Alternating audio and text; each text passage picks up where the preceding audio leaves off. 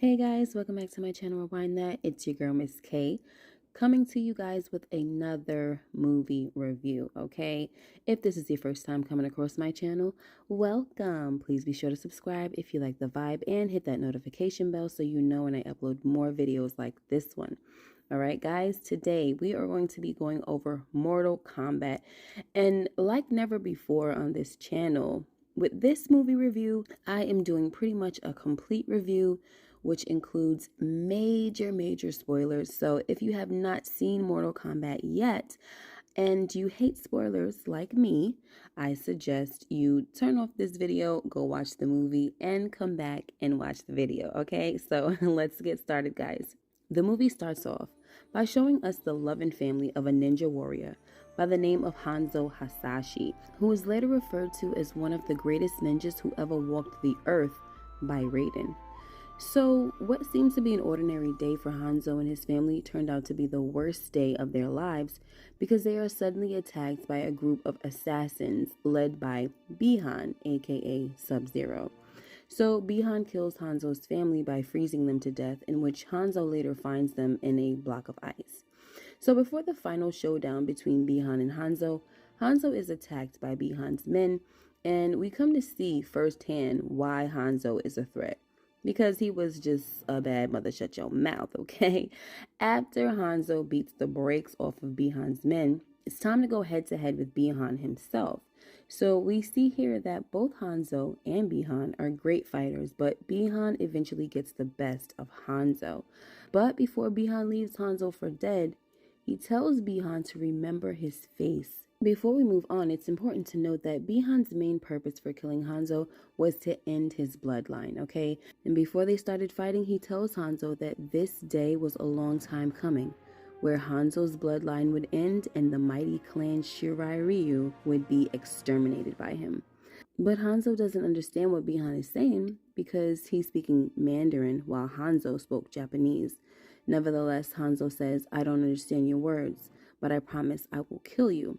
But instead, he is killed by Bihan, all right? So Bihan leaves feeling pretty much accomplished, right? But what he doesn't know is that Hanzo's wife hid their baby girl underneath a floorboard. And once Bihan leaves, Hanzo, who appeared to be dead, gets up and hears his daughter crying. But he struggles to get to her and dies in the process. So now Hanzo is dead for sure. And we watch as his body pretty much disintegrates into fiery ashes, then disappears. Now, according to Mortal Kombat fandom, Hanzo's soul was claimed by the Netherrealm sorcerer Quan Chi, who did not appear in the movie. So it appears the movie put a different spin on the story, but Hanzo does go to hell and patiently awaits the moment to avenge his family's death. And when he resurrects, he will return as Scorpion. So before we move on, guys, I just have to say that I really enjoyed how the movie started off with the origin of Scorpion. I wish I knew the origin of Sub-Zero, but that's okay too, right? I loved playing Mortal Kombat when I was younger, but one thing I do not remember about the characters is their backgrounds. And since then, things have come a long way in terms of their story developments. Anyway, now we get to an MMA fighter named Cole Young who doesn't know that he's a descendant of Hanzo Hasashi. Now let's go back just a little bit, okay? So Hanzo's daughter, the baby that was hidden, was found almost immediately by Raiden, who appeared on Hanzo's property after Hanzo took his last breath, right, and pretty much disintegrated and descended into hell. So Raiden takes the baby and obviously cares for her, and he does this in order to preserve Hanzo's bloodline. Now, Cole is a very distant descendant of Hanzo because Hanzo lived centuries before Cole's time. Hanzo died in the 1600s and Cole is here today. But it doesn't matter because he is still a part of Hanzo's bloodline, which has a prophecy attached to it. So before we get into the prophecy, we find out that the Earth realm is in danger of being invaded by the Outworlds if they lose one more tournament. However, a prophecy foretells that a new group of champions will unite by the rise of Hanzo Hasashi's blood. So Shang Tsung definitely doesn't want to see this prophecy come to pass, right? So he sends out his best warriors to basically hunt and kill every fighter that bears a mark. So the fighters who bear the mark are Liu Kang, Jax, Kung Lao, Kano, and of course Cole Young, Hanzo's descendant. Anyway, Shang Tsung's plan is to avoid a 10th tournament altogether. This way, the prophecy cannot be fulfilled. So he sends Bihan, who is now known as Sub-Zero, to be the one to go out and kill all of Earthrealm's champions. So his first stop is none other than Cole. But Jax, who had been already tracking Cole, came to the rescue and gives Cole his truck to ride to safety. He tells Cole to get to Gary, Indiana, and find Sonya Blade, while he stays behind to deal with Sub-Zero. So Cole gets his family to safety and then leaves them to find Sonya. Sonya fills Cole in on all the information regarding the mark and the tournament that they call Mortal Kombat. Cole also sees that Sonya has a little prisoner in her home who turns out to be Kano. Anyway, after being attacked by a huge lizard, also known as the reptilian Zyzoth, who was sent by Shang Tsung, right? After being attacked by that, Sonya, Cole, and Kano go on a mission to find Raiden's temple. As they get closer to the temple, they are greeted by Liu Kang, who serves as a guide to them and leads them the rest of the way.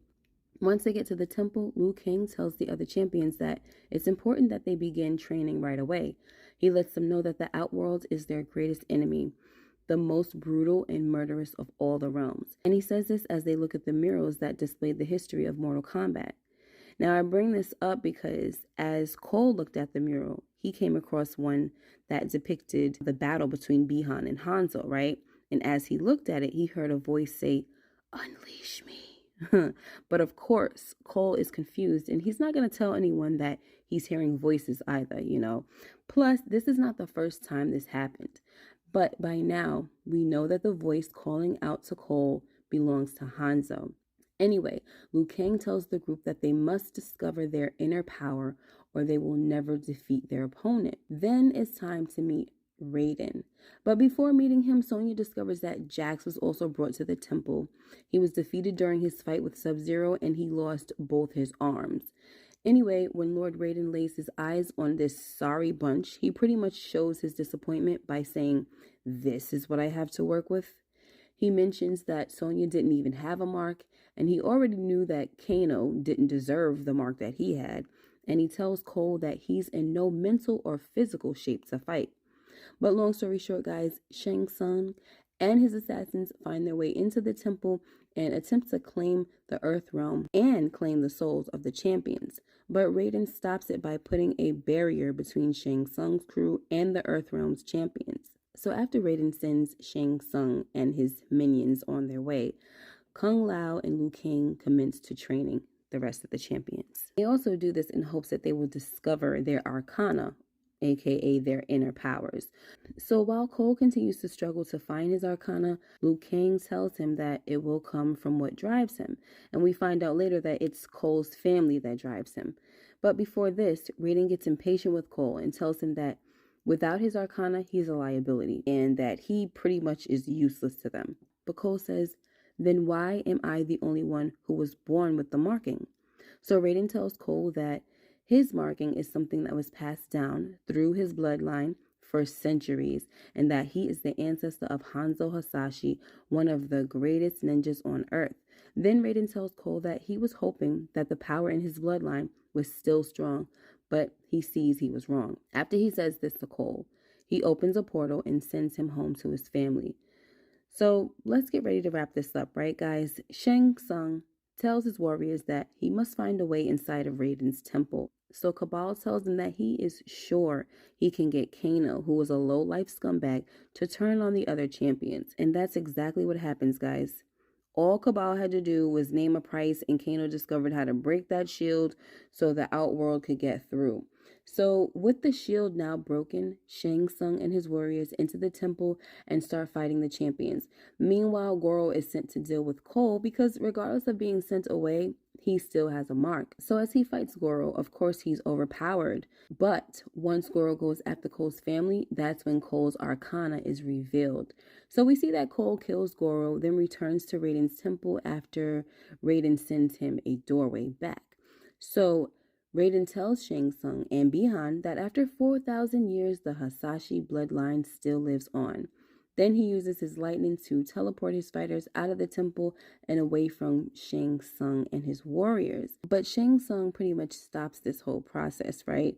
And he grabs one of the fighters and takes his soul. Eventually, Raiden is able to teleport the champions into the void where Shang Tsung cannot follow them. This is where Raiden gives Cole Hanzo's blade, which still had Hanzo's blood on it. Then Cole suggests that they still fight the Outworld, but they do it on their terms. So the plan was for Raiden to send his fighters to the various locations of their opponents, which he did.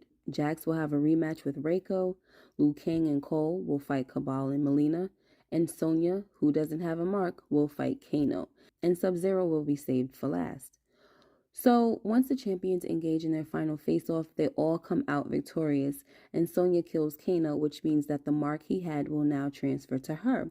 So besides being chosen, right, a person could also get the mark by killing someone else who has it, and that's how a scumbag like Kano got the mark in the first place.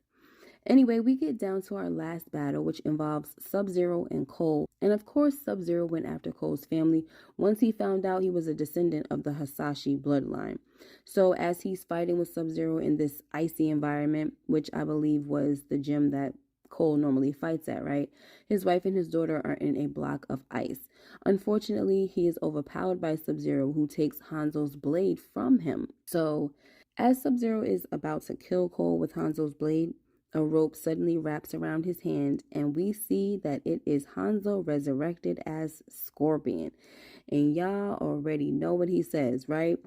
Get over here. I was so excited about that part. Anyway, so he pulls Sub-Zero towards him, and I was loving it. So now we get a rematch centuries later between Hanzo and Bi-Han, aka Scorpion and Sub-Zero. And I love the part where Hanzo removes his mask and says, "Remember this face?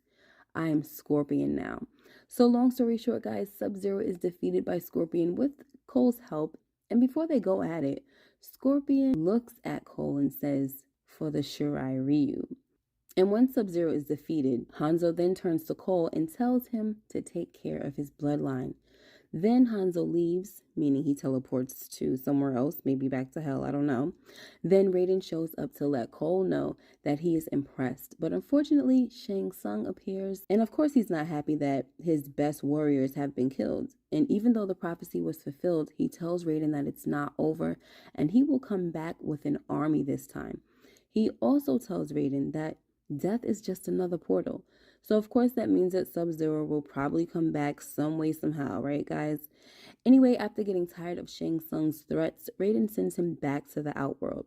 However, Raiden tells the fighters that they may have been victorious today, but there are other enemies out there. He says, "I will assemble a new list of champions and you must find them." So we see that Cole is up first and he's on his way to Hollywood to find Johnny Cage. And that is how the movie ends, guys. And I must say that I really enjoyed this movie, okay? There weren't too many things to complain about for me, but I will say that they could have done a little better with casting Liu Kang, in my opinion. I don't know, he just didn't look the part for me. Like, for me, Hanzo, aka Scorpion, he looked the part. But anyway, other than that, it was cool. Oh, yeah, and Mileena. Hold on now. Mileena, she looked like a freaking walker from The Walking Dead, and she was just hideous, in my opinion. And I didn't like that at all. I would have preferred if she just like kept her mask on or something like that, you know, but it's all right. So they're obviously setting things up for a sequel in which I'm sure that the characters that we didn't see in this movie will be in the next. Anyway, guys, that's the video for today. Let me know what you guys thought of this movie. Make sure you like, comment, and subscribe if you haven't already, and hit that notification bell so you know when I upload more videos like this one. Until next time, you guys take care and be blessed. Bye-bye.